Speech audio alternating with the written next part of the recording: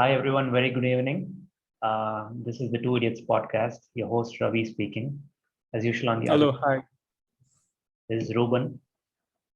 So, Ruben, Hello. what are we going to talk about today?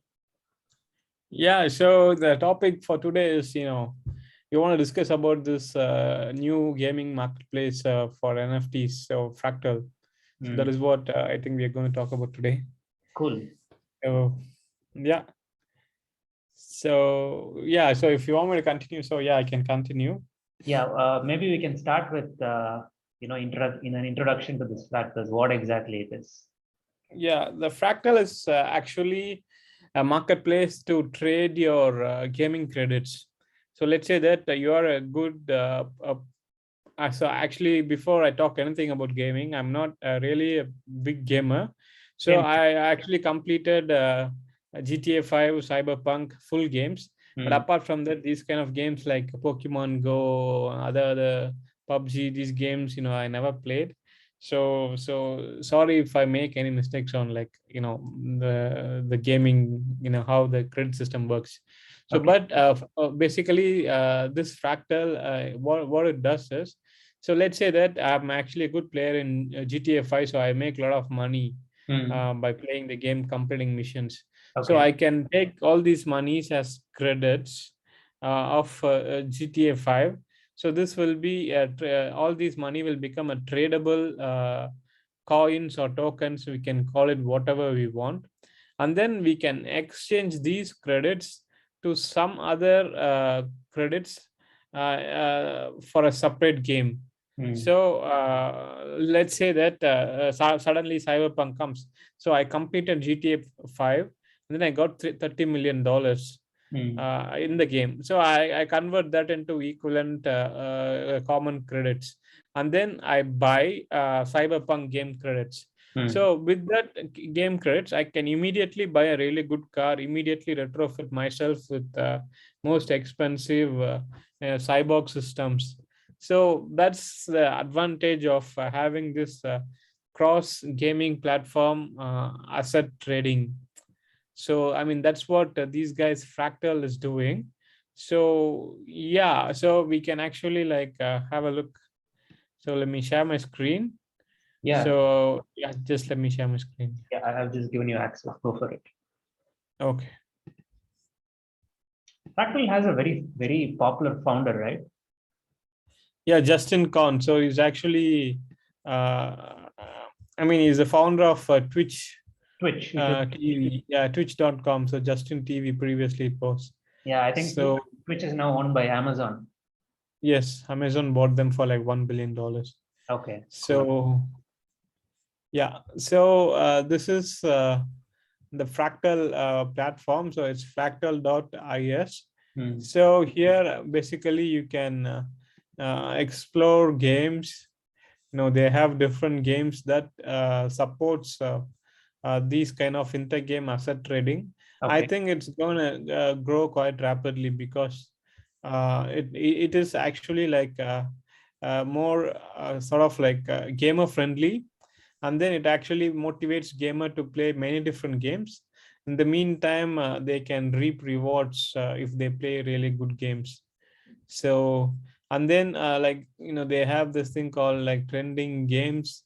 And then if you look into NFTs, so what happens now these days is, so let's say that if you want to buy a really decent asset in a game, within a game, let's say Hmm. you want to retrofit yourself with a really good cyborg system in Cyberpunk. Okay. So you have to have money to buy it. So instead, how the system is going to change is, uh, you basically, instead of earning it through the game, so you can actually buy that as an asset Okay. uh, from the NFT marketplace. So you have an NFT marketplace for that particular game. You just go buy that asset. So Hmm. you are actually renting it out, and then you go play the game, complete the mission, and then give it back to the owner. So you will earn credits for completing the mission, and then a portion of that credit can go back to the owner who actually rented you the asset. And then you will also make money. The owner will also make money for owning the assets. So all these economics are like completely new, which never existed like a few years back. Okay. So all these things are being enabled because of this open exchange platform, blockchain. So the applications are like many, not just for the gaming. So that you have like a lot of applications for these scenarios. So gaming is one of the big market. You have $170 billion worth of market gaming. Okay. So for this asset trading, it's a really a good game to be in. So yeah, that's my take. So it's actually a good bet. So he's the guy who invested in this company, Fractal, Justin Khan. So he co-founded Justin TV. So Okay. now it's all like going cool. So And yeah. what are some other use cases for this, Ruben, apart from games? Are there Yeah. So yeah, I mean, you have a lot of other use cases.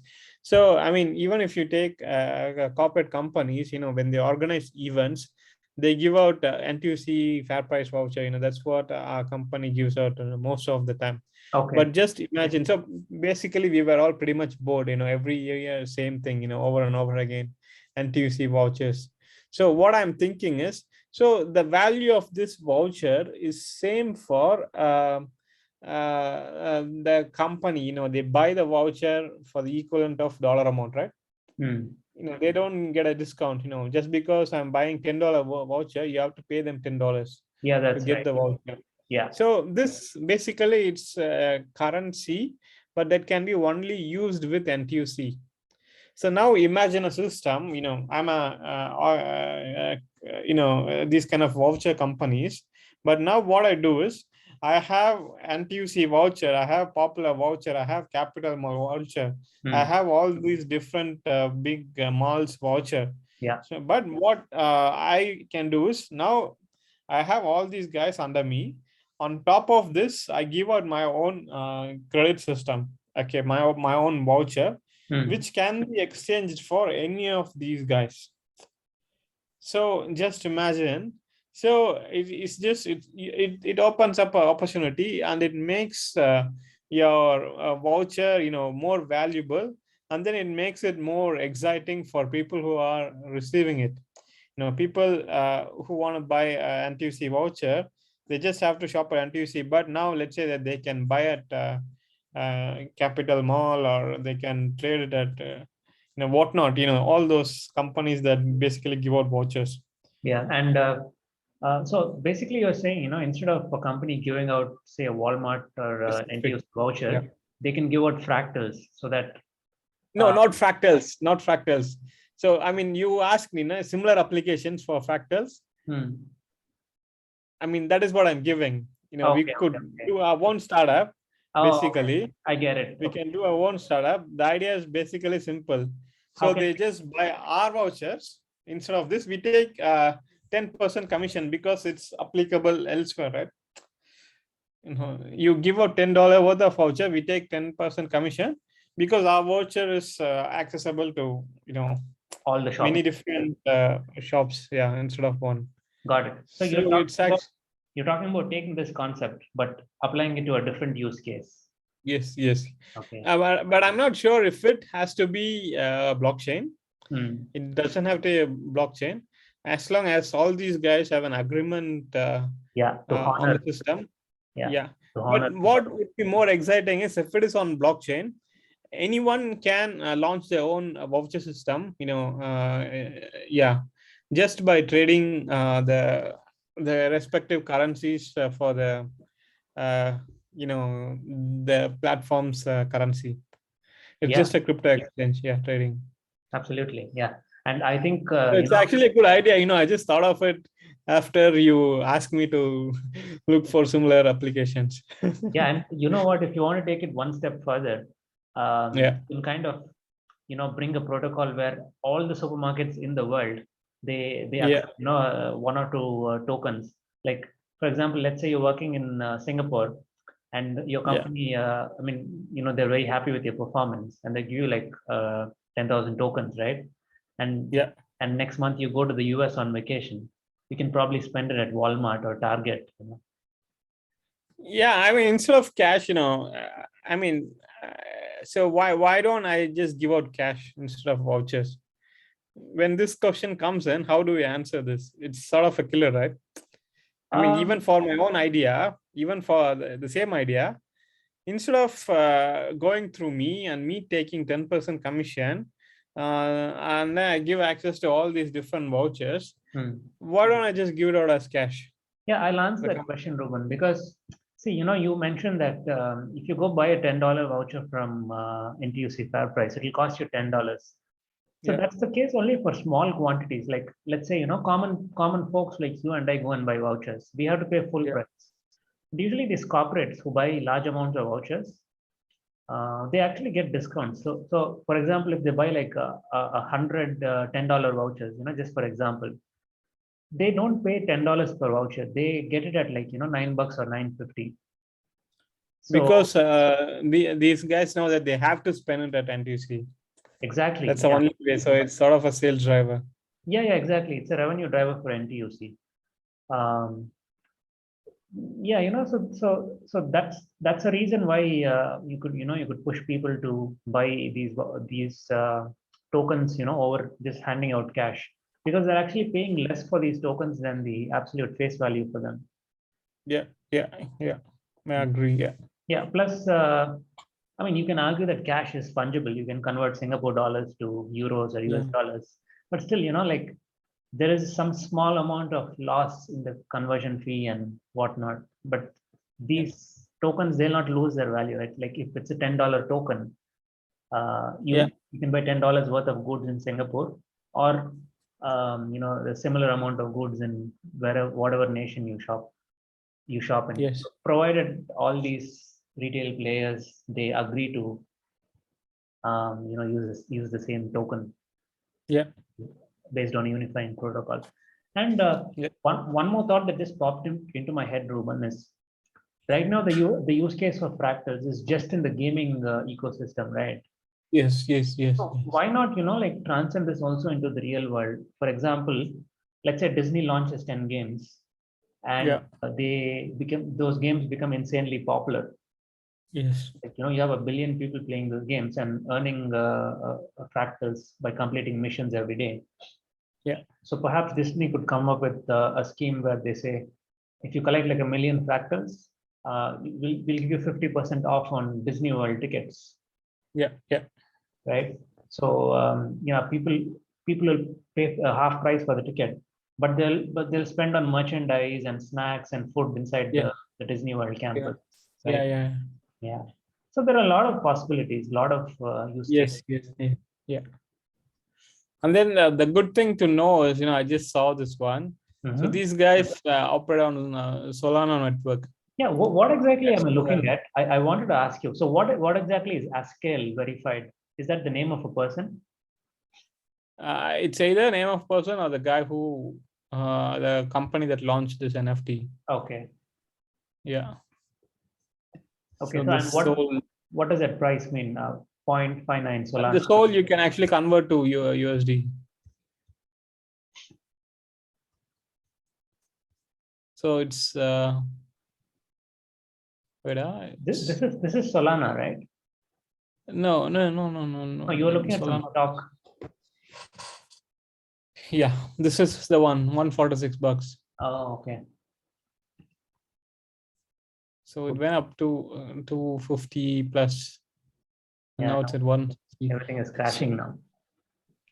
Yeah, but this guy has a real good value compared to Ethereum and other players. Okay. So because the number of transactions that happen in this network is pretty fast. And then that actually helps that actually motivates the people to like actually use this network. So here I share a good way. Just give me a second. Yeah, sure. Take your time. No rush. It's sort of a comparison between like three networks, Solana and Ethereum. ADA. So I'm not sure what exactly is that one. So it's actually another chain basically. So these three guys are a chain by itself. So basically, you have a mining community behind each of these that maintains and manages the network.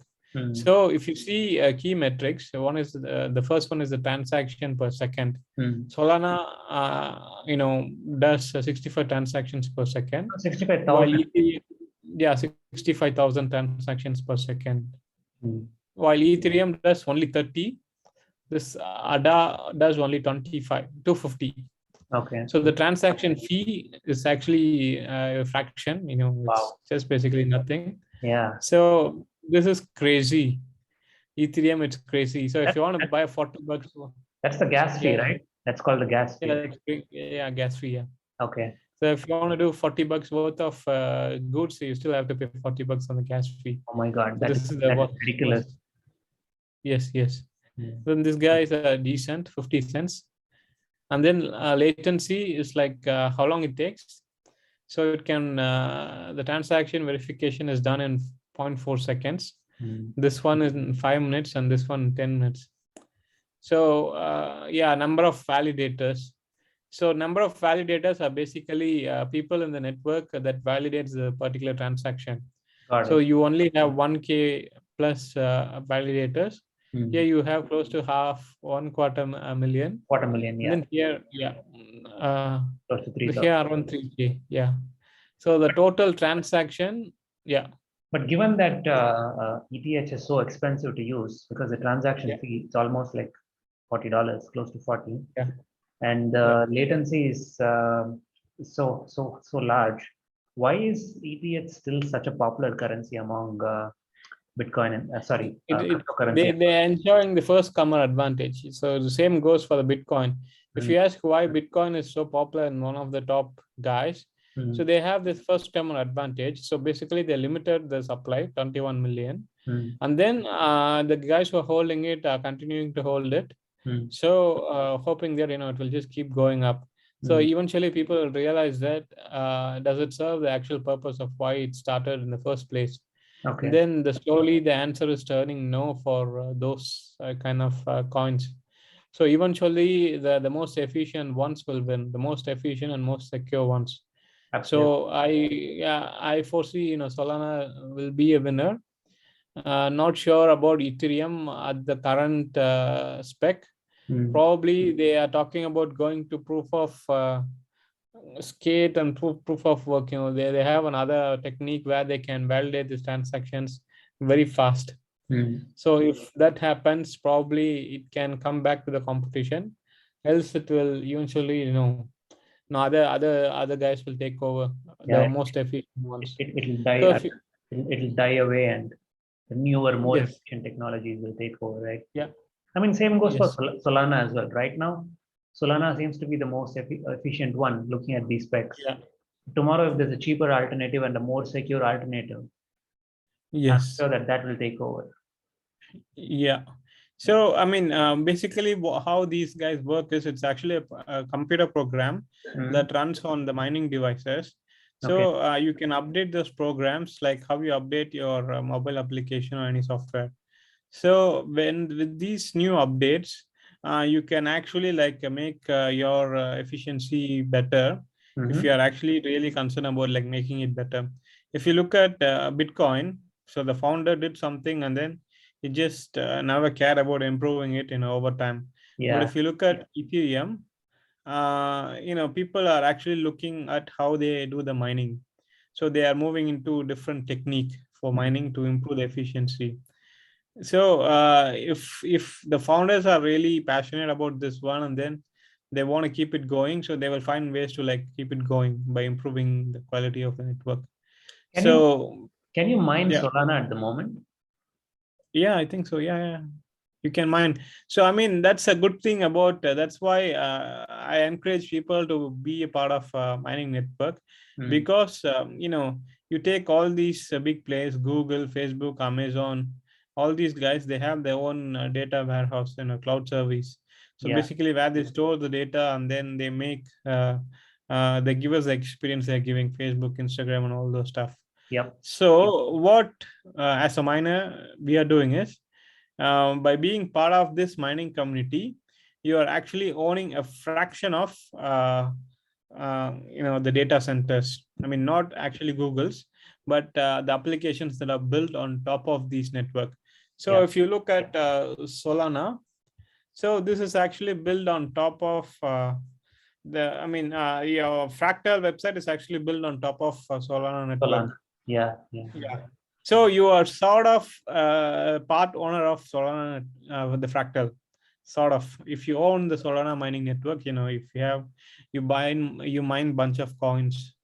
Yeah, it's an amazing application of this concept called distributed computing, right? Like, yes, instead of having one large processor, you use hundreds of small processes. Speaking of mining and distributed computing, Ruben, have you heard this conspiracy theory that Tesla, actually uses all the so when Tesla cars are parked or they are plugged in, there is this conspiracy theory which says that Elon Musk and his team, they actually, secretly use the computing power of all the Tesla cars in the world to mine Bitcoin without you knowing. No, this is the first time I'm hearing this. No. Yeah. It's actually easy to float around these conspiracy theories, right? So it is, yeah. I don't own Tesla, so I never studied these performance factors to come to a conclusion, but it's actually like interesting conspiracy theory. Yeah, because I think some people were reporting that the battery charge percentage mysteriously drops overnight. Like, let's say it's at 80%, and in the morning it's only 70%, even though they turned off everything in the car. Actually I can't comment. I don't want a Tesla. Yeah, me neither. So, but it was just really interesting to read about. Yes. So it could be a lot of reasons, right? They may do over the air software update. Maintenance probably check, because of the temperature. Yeah. Or maybe the battery is just old, right? Older batteries don't hold charge very well. Yeah, you're right. There can be a number of reasons. Yeah. But I mean, think of it, there is a legitimate use case for using all the Tesla computers to distribute computing, right? Yeah. I mean, if Elon Musk makes it like opens it to the mining, so basically your Tesla cars are computers on wheel, right? So they can actually mine any of the cryptocurrencies if you want. So I mean, it's just a matter of time. Eventually these things will come in. You can mine from your phone. You should be able to mine from your Apple cars. Watch. Yeah. So I mean, in future, what I see is all these guys who own this monopoly. I pretty much love Trump, to be honest, but I'm not sure. So I don't agree with certain things that he has done, but the way he communicates, he just be honest and then he tells what comes to mind. So he was on Twitter. So but they just blocked him. So one of my main entertainment sources has just gone. So every day I wake up, I just watch Twitter, see what he has tweeted, and then it's sort of an entertainment and also news. So so these guys have this sort of monopoly, and then they can do like whatever they want, because they control the resources, right? Yes. Who's tweeting what and what comes out. So now let's say that you are on sort of a decentralized network where nobody controls anything, but everything is just verified. This user address is actually posting this content. Just make sure that it's a valid content. And then it just goes to the network. So and eventually, it will build sort of a decentralized social media platform by itself. So if you look into the data, Google, Facebook, these guys made over 140 billion dollars in revenue just in 1 year. So last year, I think. So just imagine all this money goes back to the network, to the miner, the content creator. So if this is a fully decentralized platform, so if you look into market cap of Solana, so this is around we just saw it, how much? $50 billion. I think so. I didn't pay attention, but yeah. So you can see, right? So it's actually $75 billion 75 billion. just for Solana. Okay. No, fully diluted is 75. The market cap is 46. So it's 75 actually. So, this is still less than what those guys made in 1 year. So if you take Google and Facebook, Google is over $1 trillion company. Facebook is close to 1 trillion. So it's over $2 trillion in value, which is more than the market cap of all the cryptos combined. Okay. So if you look at from a holistic perspective, very holistic perspective, in the long run, at the current price, these guys are still undervalued. People may say, it just shoots up, some currencies go up, some currencies come down. It came down by 50 percent, whatnot. But if you see, just take Google and Facebook, put their market cap together. Basically, these guys are making money out of your activities. Yeah, your data and your activities. Yeah. Yeah. And you put their market cap together, it's over $2 trillion. Yeah. So, and it's still less than the overall market cap of all the cryptos combined. So I would say holistically, cryptos are undervalued because of the value it can bring. So only thing that is missing from crypto is they don't have an application like Facebook or Google out there. Exactly. Yeah, you're right. Over billion people are using. Yeah, it's still early. Still early days, right? People are just figuring out the use cases. Yes. I mean, so you can compare it to internet in the 1980s or 1990s, right? Yes.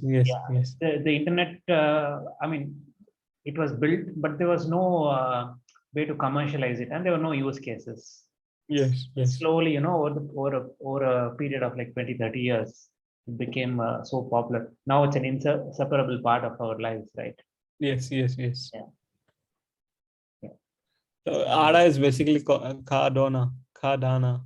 Okay, I know that. I see all these Twitter crypto bulls, like trading all these cryptocurrencies. Yes. So do you own any cryptos, Ruben? No, I don't. But I think if I go in, I would suggest you go in on Solana. So, I mean, what I would suggest is instead of investing money in crypto, invest in mining. Mining, okay. So you own the network. That's the main thing. I mean, owning the network. So these values may go up and down based on the sentiments, and then the circulating supply. Yeah. So tomorrow they just want to add a few more supply, few millions of supplies. Okay. So this value will go down because this will always fluctuate. Yeah. But the utilities and what you can do within the network with these coins, if it goes up, you can actually mine it, and then you just pay for it. So let's say that you want to shop groceries, just imagine Amazon. So instead of Amazon, there is a Soul network where you can actually shop these kind of items. So it is not necessarily NFT tag, but you can actually trade it. So you own the network, you generate revenue, and then you just pay for your shopping through that one. Okay, so it's actually like sorry. Now I'm saying your advice is don't go and speculate. Invest, but buy the mining. Invest on mining. Go and mine them. Yes. Be a part of the network. That's what I'm saying. Yeah, that's sound advice. Yeah.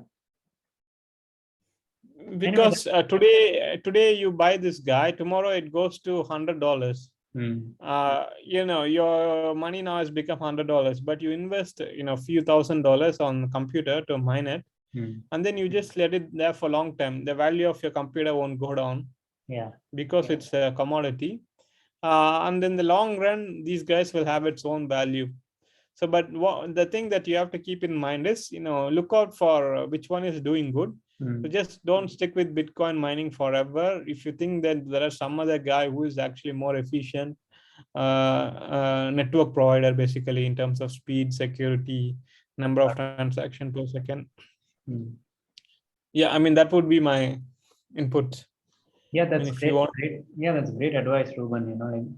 Given all the rampant speculating in cryptocurrencies, and now people are starting to lose their shirts, right? Because all cryptocurrencies are like plunging. Anyway, that was a very interesting discussion. We went deep down the NFT and crypto rabbit hole, and Yes, I yes. hope we can do it again. Yeah, sure. Yeah. So, yeah, we've come to the end of today's discussion, and this is Ravi signing off. On the other side is Ruben. Yeah. Take care, guys. Thank you. See you guys. Yeah.